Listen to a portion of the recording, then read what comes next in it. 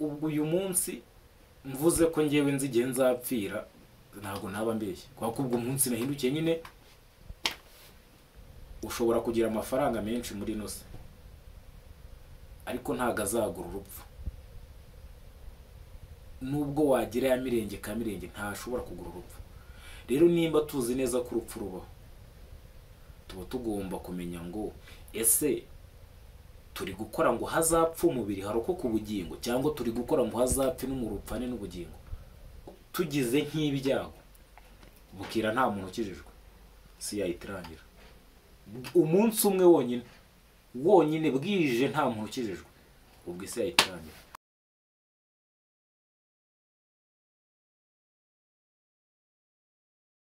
Ni kwa kundi bavuga ngo babarangwa Yesu ngo nuwabariya nyine ngo ubundi se ngo igihe ngo bagiye bavugira ngo kuki ataje. Ubwo rero kano kanya impamvu Yesu ataraza kurangiza gucira imanza abantu, ataraza navuga nko gusoza ibyo yatangiye, kubera ko Yesu niwe watwitangiye araducungura twongera guhabwa ubugingo, kandi yifuza ko twagira ubugingo buhoraho. Kubera ko na mbere yuko ajya kugenda yaravuze ngo njye ndagiye ariko nzaboherereza ubamara ubwoba adusezeranya ndetse n'ubugingo. Urumva ko yashakaga ko tugira ubugingo buhoraho. Rero impamvu usanga isi itari kurangira kano kanya nk'uko bavuga bati nko muri Bibiliya bavuze ngo isi irarangiye, biba impamvu itarangira. Uyu munsi inama mu ijuru ishobora guterana, inama yateraniye ikavuga bati n'ubundi ab'isi turabona baranze kwihana rwose, Mana yacu twohereze twebwe nk'ingabo zawe tugende dukureho biriya byanze guhinduka. Mana ikabwira ati ariko muhe mwitonzo gatoya, nko mu gihe barimo banzura kwa kundi nyine haba inama barimo bashaka imyanzuro, bakajya bakabona nk'umuntu uri mu Rwanda nk'umunsi nakirijweho, urasanga ari bwiyo isi yari kurangira. Umunsi nakirijweho wasanga ari umunsi isi yari kurangira. Noneho hakaba hari umumarayika ubushinzwe gutara amakuru, nkuko buri gihugu urabizi igihugu cy'isi ibaza nimba isi abantu turimo tugira ba maneko, uko si Imana yabura amaneko gute? Ikaba yohereje maneko yayo, genda undebere umenyere, noneho tunote turebe nimba hari ibyo turi bukureho. Noneho ya maneko ikabona ngewe Munezero witwa Garasita ngiye mu rusengero, ndavuga ati nemeye Imana data, kavuga ati data buja, ya mareka igahita izamuka igakomanga, data buja hari ubugingo bwawe bugushaka. Imana yarebe ikavuga ati ya ntama yanjye yari yazimiye iragarutse. Icyo gihe isi ntabwo izaba ikirangiye. Noneho ku wundi munsi ukurikiyeho ukajya ukumva nk'Ibugande cyangwa muri Nigeria cyangwa se muri Congo cyangwa se Burundi cyangwa se ukumva hari undi muntu none we ushobora kutabyumva nyine, ariko haba hari undi muntu wakijijwe. Nk'ubu tugize nk'ibyago bukira nta muntu ukijijwe, si yahita irangira. Umunsi umwe wonyine bwije nta muntu ukijijwe, ubwo isi yahita irangira. Impamvu tukiriho, yego hari ibyo Imana yitwibukira wenda mu byo twakoze, hari n'ibyo ibona tuzakora, ariko noneho kano kanya bwije nta muntu ukijijwe, isi direct nubwo ihita irangira. Ubundi ikintu kitubeshejeho nuko buri munsi hakizwa umuntu. Ubwo nafashe umuntu umwe gusa abashobora kurenga, ariko byibuze mwibuke ko Bibiliya itubwira ngo Imana yaravuze ngo ijya kurimbura buriya bwoko bwo muri Sodoma na Gomora. Hariya muri cya gihe urabizi hari ibintu by'ubutinganya aribyo by'iminsi, hari ubusambanyi, hari ubwicanyi. Umukozi w'Imana yabwiye shebuja ari we Aburahamu, ubwo muri Islam amwita Ibrahimu, abwira ati databuja, ati haramutse habonetse, yavuze abantu 50, noneho wenda reka dufate abantu 5, ati databuja iriya si ugiye kurimbura iramutse irimo abantu 5 babemera cyangwa se bihanye, wayirimbura? Ati ntabwo nayirimbura. Arongera aramubaza ati se databuja iramutse irimo abantu 4 bwo wayirimbura? Ati reka. Arakomeza arabaza aragera aramubaza ati databuja iriya se ugiye kurimbura irimo umuntu umwe wayirimbura? Ati Imana yamubwira ati ntabwo nayirimbura. wakwibaza mu kubera iki harimbutse rero, nuko nta muntu n'umwe wari uriho.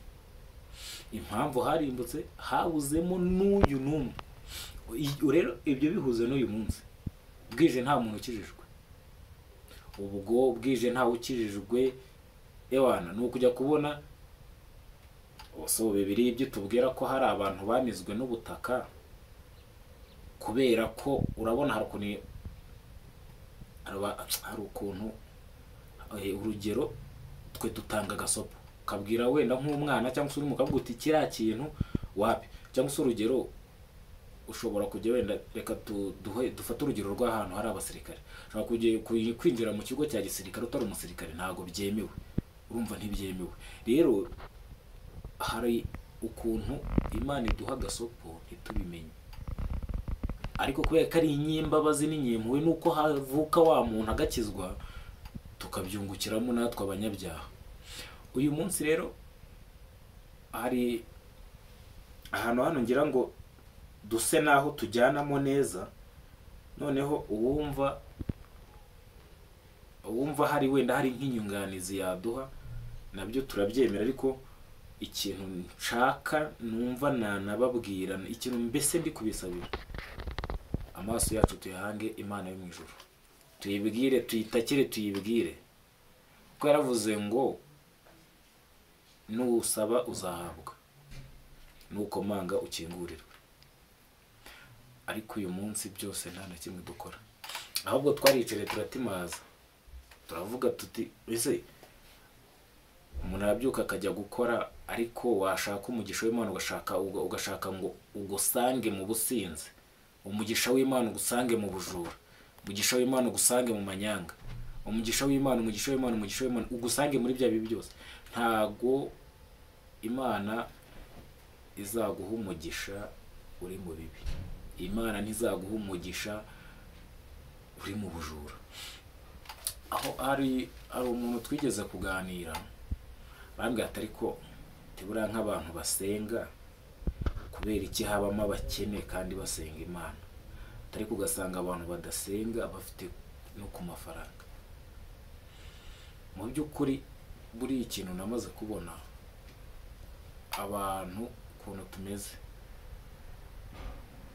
twe turi kwirebera inyongezo kuruta uko twakarebye ibyo tugomba guhabwa by'ubugingo buhoraho, ahubwo za nyongezo zidafite akamaro nizo turebaho.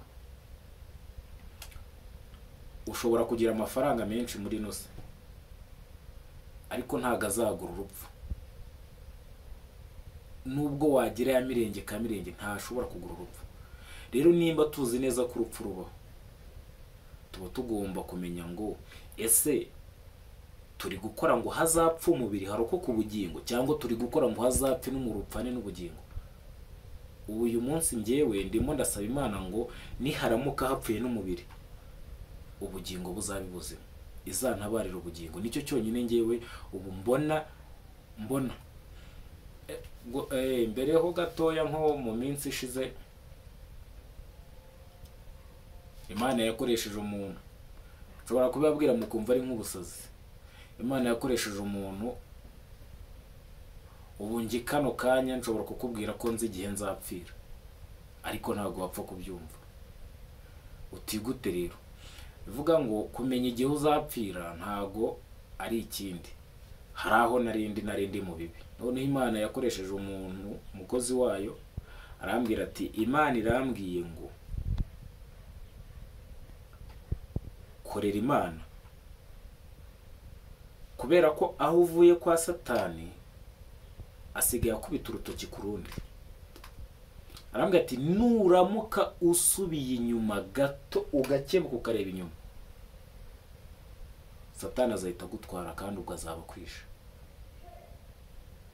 Sinzi nimba mbisobanuye neza nkuko, ubwo bishatse kuvuga ngo nindamuka ntaye agakiza, kwa kumenya igihe cyanjye nzapfira, nindamuka mvuye mu gakiza, nkatera agakiza umugongo, nkatera Imana umugongo yampaye umugisha, ikanantabara ikankura muri rwa rwobo rwa Satani, nkahindukira nkasubirira inyuma Satani, deregite niko nzahita mva.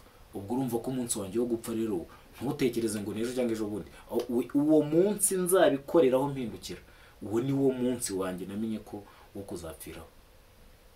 Bivuga ngo ubwo iyo ugize amahirwe Imana ikaguha amakuru, iyo utabyaje umusaruro uvuga ngo ngo sinari mbizi. Kwa ko umupasiteri yari n'umupasiteri yakoresheje irambwiye ngo nkubwire ngo ntuzigere uvuga ngo sinari nanabizi, ndabikubwiye bimenye, ndi Imana yawe, nuramuka uhindukiye ugasubira kwa Satani wamuvuyeho umuvuyeho, kwa ko numusubiraho bizahita birangira.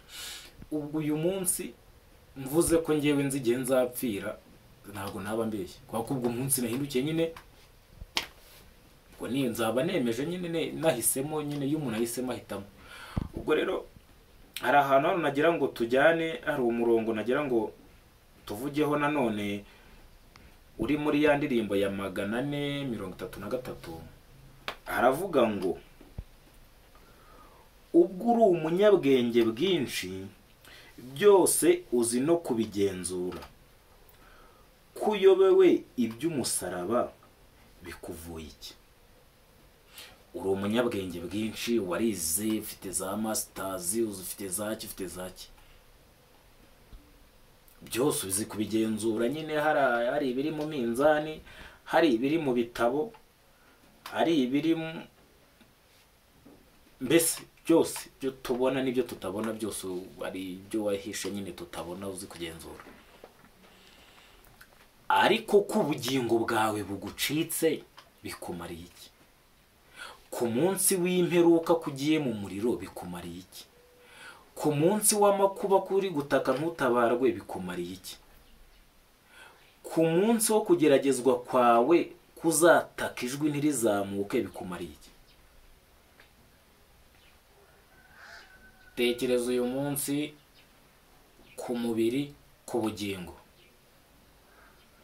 Uzareke umubiri uyongobezwe n'umuriro, ariko ubugingo butabarwe n'Imana.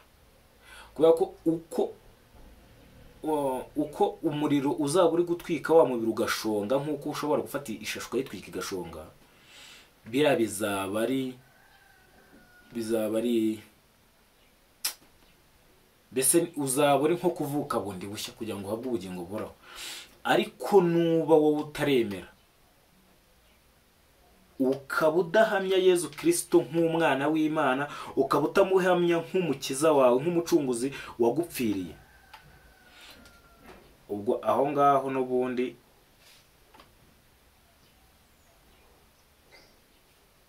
ubugingo, umubiri byose bizarimbuka bijye mu kuzimu.